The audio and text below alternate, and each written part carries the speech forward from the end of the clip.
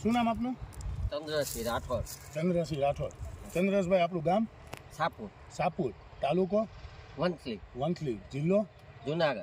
જુનાગઢ જિલ્લાનું વંથલી તાલુકાનું સાપુર ગામ, જ્યાં અત્યારે આપણે ચંદ્રસિંહ રાઠોડના ખેતર ઉપર ઊભા છીએ.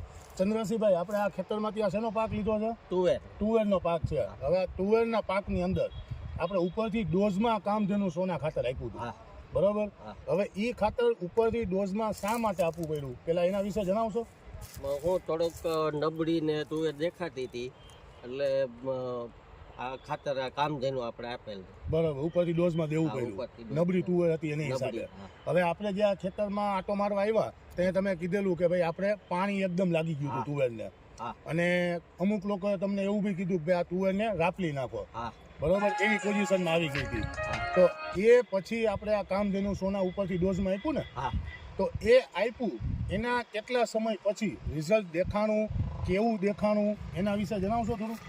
90 દિવસની આસપાસની તુવેર પછી આપણે ડોઝ આપેલો અને 15 દીમાં રિઝલ્ટ દેખાવું. બરોબર.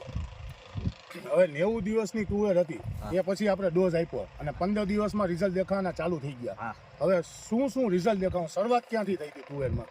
તુવેરમાં એક તો ફાલે હતી પકડાનો, પછી સિંગુ બંધાવવામાં બહુ મસ્ત અને દાણો એકદમ ચમકવાળો અને મોટો. બરોબર. હવે આ જે અત્યારે તુવેર આપણે રાખી છે, બરોબર, વાઢીને, હવે એની આપણે સિંગુ જોઈએ. આની અંદર જે દાણાના બંધારણ થયા છે, બરોબર,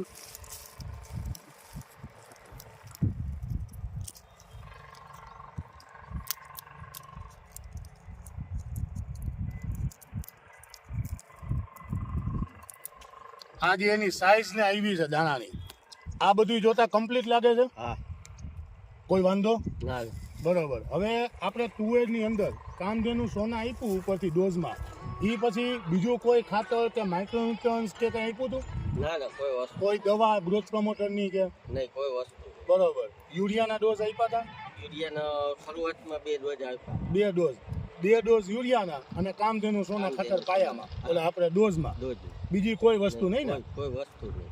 જે રીતના આપણે ચંદ્રસિંહભાઈએ કીધું કે ભાઈ તુવેર એમની જે હતી એ 90 દિવસની થઈ ત્યારે એવો પોઝિશન હતી કે ભાઈ પાણી લાગી ગયું અને તુવેરને કાઢી નાખવી પડે એમ હતી.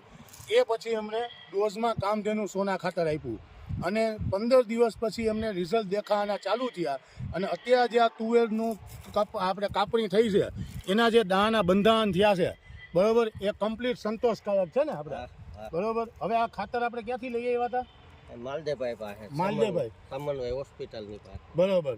હવે આ માલદેભાઈ છે એ આપણા ડીલર છે, એમની પાસેથી તમે લઈ આવ્યા હતા, સમન્વય હોસ્પિટલ વંથલી રોડ, બરોબર? માલદેભાઈ, આપણે આ ખાતર તમે પહેલી જ વખત આપ્યું ભાઈને? પહેલી જ વખત. બરોબર.